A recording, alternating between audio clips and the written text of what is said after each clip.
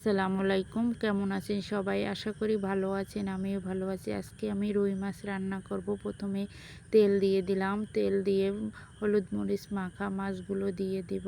এই মাছগুলো আমার হাজবেন্ডে নিয়ে আসছে নদীর পাড় থেকে। নদীর পাড়ে ওখানে জেলেরা মাছ ধরে, ওখানে সব ধরনের মাছ ধরে, ইলিশ মাছ, তারপর হচ্ছে সব ধরনেরই মাছ ধরে। ওখানে তাজা তাজা মাছ পাওয়া যায়। বন্যা আর কারণে অনেক মাছ নদীতে চলে এসেছে। এই রুই মাছগুলো নদীর মাছ, ওখান থেকে নিয়ে আসছে কিনে। তাজা ছিল, একবারে লাফাচ্ছিল।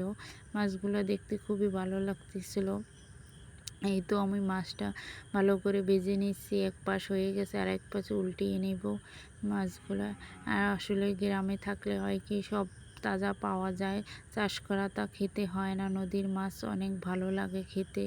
আমরা সব সময় নদীর মাছ কিনে খাই। ইলিশ মাছ তাজাটা খেতে পারি, যখন ধরে তখনই নিয়ে আসতে পারি। তার নদীর সাইডেই আমাদের বাড়ি, সেজন্য আমাদের মাছ কিনতে কষ্ট হয় না। তাছাড়াও শাক সবজি সব ধরনেরই এখানে পাওয়া যায়। কলমি শাক তো আমরা কিনে খাই না, কারণ ওখানে সব সময় এমনিতেই হয়, কারো লাগানো লাগে না, এমনিতেই কলমি শাক পাওয়া যায়।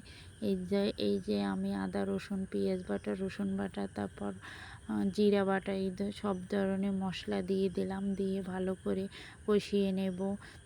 রুই মাছে কেন জানি আমার মশলা না দিলে ভালো লাগে না, কেমন যেন একটা গন্ধ আসে। সেজন্য আমি সব সময় জিরা বাটা আর আদা বাটা দিয়ে থাকি।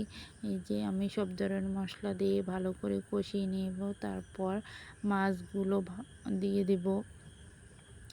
আসলে আমার বাচ্চারা ভালো করে রান্না না করলে খেতেই চায় না, আর ছোটো বাচ্চারা তো খেতেই চায় না, একটু মশলা দিলে খায়, নাহলে খেতেই চায় না। মাছ তো খেতেই চায় না, যেদিন একটু বেশি ঝোল থাকে ওদিন খেতেই যাবে না, তার মানে ভুনা ভুনা লাগবে। তাছাড়াও আজকে আমি আলু দিয়ে রান্না করব, এই জন্য মশলাটা একটু বেশি পরিমাণে দিয়ে দিয়েছি, না হলে তারা খাবেই না।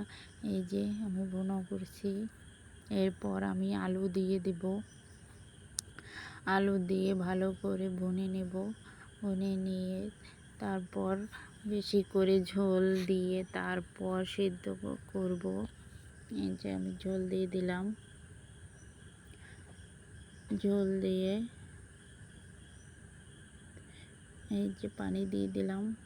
পানি দিয়ে এখন আমি ভালো করে ফুটিয়ে তারপরে আমি মাছগুলো দিয়ে দিব। মাছগুলো দিয়ে তারপর উঠিয়ে ফেলবো।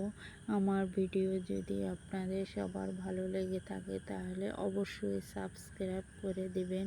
আর যারা ফেসবুক দেখছে তারা লাইক কমেন্ট শেয়ার অবশ্যই ফলো দিয়ে রাখবেন। ভালো থাকবেন, সুস্থ থাকবেন। আল্লাহ হাফেজ।